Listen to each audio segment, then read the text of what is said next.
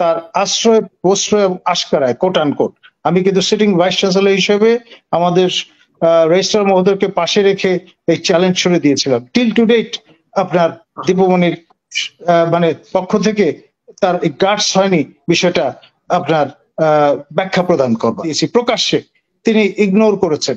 তিনি বারংবার আশকারা দিয়েছেন এবং প্রশ্রয় দিয়েছেন দীপমণির ভিত্তি কি পাওয়া গেছে। আমি আবারও পরিষ্কার করে বলতে চাই, আজকে বিশ্ব দরবারে যে সংকট তৈরি হয়েছে বাংলাদেশকে ঘিরে, এর পেছনে দায়ী তার এই স্নেহভাজন দীপমণি। রবি ভাই একবার দিল খুলে কথা বলছে, সুতরাং এই যে তার আবেগটা উত্থিত হয়েছে সেটি অবদমন করাটা ঠিক মানবিক দৃষ্টিকোণ থেকে খুব সদয় আচরণ হবে না। সেই জন্যই কিন্তু আমি এনকারেজ করেছি যে তাকে বলতে দেওয়া হোক। আমাদের সমস্যাটা হয়েছে আমরা না বলার সংস্কৃতি ফসিলাইজড করে ফেলেছি এবং স্থাবকতা এবং সেই সঙ্গে আপনার খোসামত তোষামত এগুলো ইনস্টিটিউশনালাইজড হয়েছে। অনারেবল এক্স প্রাইম মিনিস্টার আমাদের শেখ হাসিনার আমলে এটা চূড়ান্ত রূপ লাভ করেছে। তিনি এ কারণেই তার নজরে সবসময় ভালো বর্ণের ঠেকেছে আপনার পিয়ন জাহাঙ্গীর কিংবা ভৃত্য মান্না, যাদের তুচ্ছ তাচ্ছিল্য করা যায়, অনুকম্পা করা যায় এবং অ্যালাউ করা যায় দুর্নীতির মাধ্যমে 400-100 কোটি টাকা আপনার বিত্ত বৈভব অর্জন করতে। আমি যে তুলনাটি প্রদান করছিলাম, আমার বীর ছাত্র আবু সাইদকে আপনি 17.5 লাখ টাকা দিয়ে ভাবছেন অতিরিক্ত টাকা দিয়ে দিয়েছেন, এবং যেই পরিবারগুলোকে আপনি আমন্ত্রণ করলেন সেখানে কিন্তু সবাই ঠাঁই পায়নি। যে কজন শহীদ হয়েছেন তাদের সবার পরিবারকে কিন্তু আপনার এই যে সমবেদনা জানানো বলুন কিংবা আপনার সহায়তা দেয়া বলুন, সেইখানেও কিন্তু মাননীয় সাবেক প্রধানমন্ত্রী শেখ হাসিনা ব্যর্থতার পরিচয় দিয়েছে।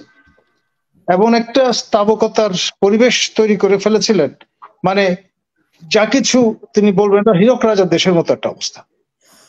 আপনার যেটা জনগণের করের টাকা আমরা কিন্তু এই ব্যবস্থাটি লালন পালন করেছি এত বছর ধরে।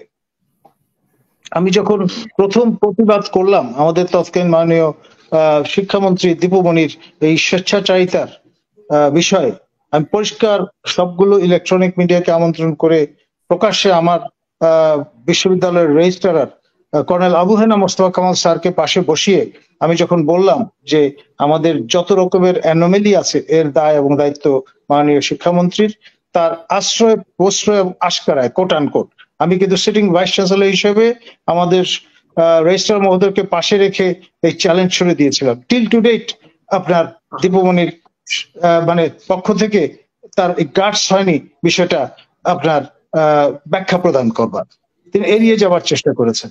এবং তারপরে একের পর এক যে কাণ্ডগুলো তিনি ঘটিয়েছেন, আপনার এই 78 কিলোমিটার আপনার তটরেখা ধরে মেঘনা নদী থেকে আল্লাহর দেয়া বালু তুলে সেলিম চেয়ারম্যানের মাধ্যমে সরকারি এই বালু বিক্রি করে তিনি 7,000 কোটি টাকা কামাই করে নিয়েছেন এবং তার ভ্যানিটি ব্যাগে রেখে দিয়েছেন। এখন পালিয়ে বেড়াচ্ছেন। আপনার চাঁদপুর বিজ্ঞান ও প্রযুক্তি বিশ্ববিদ্যালয়ের জমি অধিগ্রহণের নামে অবৈধভাবে আপনার অর্জন করেছেন এবং তার ভাই, যাকে পপুলারলি টিপুমণি বলা হয়ে থাকে, ডাক্তার, এই ভদ্রলোক সরকারি জমি দখল করে টিপুনগর প্রতিষ্ঠা করেছেন। মানে চূড়ান্ত ভাবে এই অ্যাগ্রেন্ডাইজমেন্টের একটা সীমা তো আছে এবং বারংবার কিন্তু আপনার বিষয়গুলো প্রমাণিত হয়েছে এবং মাননীয় সাবেক প্রধানমন্ত্রী শেখ হাসিনার কাছে সেই বিষয়গুলো আমরা জানান দিয়েছি প্রকাশ্যে, তিনি ইগনোর করেছেন। তিনি বারংবার আশকারা দিয়েছেন এবং প্রশ্রয় দিয়েছেন দীপমণির ভিত্তি কি পাওয়া গেছে।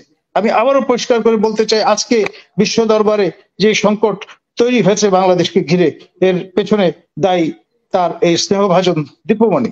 আমাদের নোবেল লরেট বর্তমান মাননীয় প্রধান যে উপদেষ্টা প্রফেসর ইউনূসকে বেইজ্জত করবার ক্ষেত্রে দীপমণির ভূমিকা সর্বাগ্রে আপনার আমাদের সবাইকে জাতিকে কিন্তু মনে করে দিতে হবে এবং এই জন্য তাকে এই একটি কারণে হলেও তাকে কাঠগড়ায় দাঁড় করানো দরকার। আপনার যেখানে লম্বা সময় ধরে আমরা মাননীয় প্রধান উপদেষ্টা নোবেল লরেট প্রফেসর ইউনূসের যে সেবাটি পেতে পারতাম, জাতি পেতে পারত সরকার নির্বিশেষে, সেই জায়গাটা মূলে কুঠারাঘাত করেছেন মাননীয় সাবেক শিক্ষামন্ত্রী এবং পরবর্তীতে সমাজ কল্যাণ মন্ত্রী দীপুমণি। এই মহিলা যখন নবীন অবস্থায় পররাষ্ট্র মন্ত্রণালয়ের দায়িত্ব পেলেন, আমি তাজ্জব হয়ে গেলাম যে আমাদের ফার্স্ট ইয়ার অনার্সের ইন্টারন্যাশনাল রিলেশনস এর একটি ছাত্র বা ছাত্রী যে বিষয়টি জানে, বাফার স্টেট, এই কনসেপ্টটাও তিনি জানেন না, অথচ তিনি এই পুরোটা সময় এই 5 বছর তিনি পররাষ্ট্র মন্ত্রণালয়ের দায়িত্বে ছিলেন, প্রায় 3.5 বছর তিনি এরোপ্লেনে ঘুরে বেরিয়েছেন। আপনার এটা নিয়ে ডেইলি স্টার স্টোরি করেছিল। এই যে জনগণের করের টাকার যথেচ্ছা যেটা হয়েছে, সবকিছু আশ্রয় প্রশ্রয় কিন্তু আমি বলবো মাননীয় সাবেক প্রধানমন্ত্রী শেখ হাসিনা প্রদান করেছেন। দায় তো এড়ানো যাবে না, শুধুমাত্র হত্যাকাণ্ডের বিষয় নয়, জনগণের অর্থ করের টাকা অপচয় করার দায় কিভাবে এড়াবেন বলেন? জি, অসংখ্য ধন্যবাদ।